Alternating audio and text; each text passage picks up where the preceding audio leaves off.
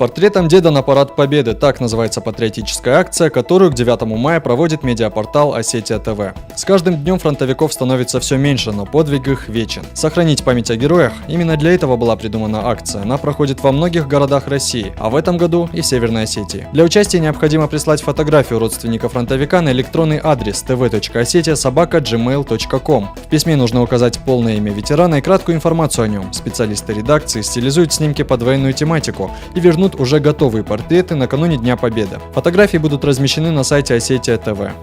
Мой дед Владислав Батраков погиб при крушении самолета. Мне о нем много рассказывала мама с бабушкой. В школе я узнал о новой акции.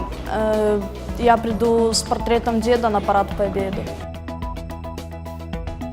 Промышленные предприятия Северной Осетии меняют устаревшее оборудование на новое. Об этом на пресс-конференции рассказал министр промышленной и транспортной политики Северной Осетии Алан Джибилов. На заводе «Радуга» уже завершилось строительство участка гальванопокрытий, а в конце прошлого года предприятие получило разрешение на производство военной продукции. Расширяет производство деревянной мебели компания «Рокос». На реализацию проекта выделено более 400 миллионов рублей.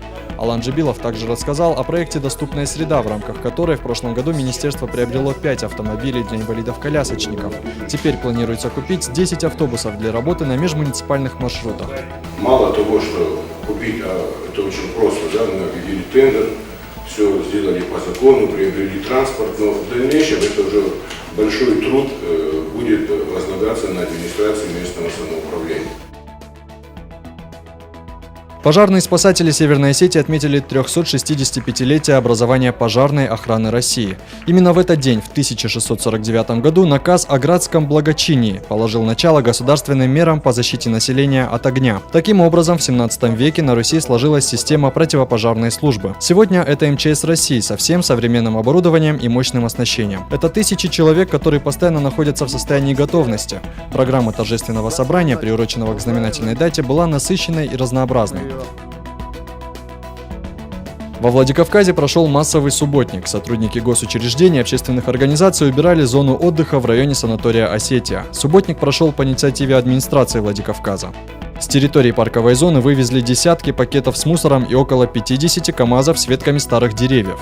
Уборка Теренкура – только начало масштабной акции. Такие субботники пройдут по всему городу. Привести в наглядный вид всю парковую зону не удалось, слишком большие объемы работы. Но организаторы обещают, что в течение 2 недель Теренкур полностью очистят от мусора.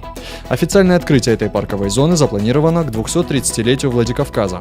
Праздник города пройдет в начале июня. Не все водители оплачивают штрафы вовремя и по доброй воле. Полицейские республики и судебные приставы вышли на рейд, чтобы выявить тех, кто просрочил долг. Если сумма задолженности накапливалась в течение нескольких лет и достигла примерной стоимости автомобиля, владелец может лишиться своего транспортного средства до погашения суммы. Отобрать машину могут только в том случае, если он отказывается платить по счетам. Подобные аресты имущества не редкость. С начала этого года за долги на штрафстоянку эвакуировали более 50 автомобилей. По словам сотрудников автоинспекции, обычно после таких рейдов автонарушители более охотно идут оплачивать забытые долги.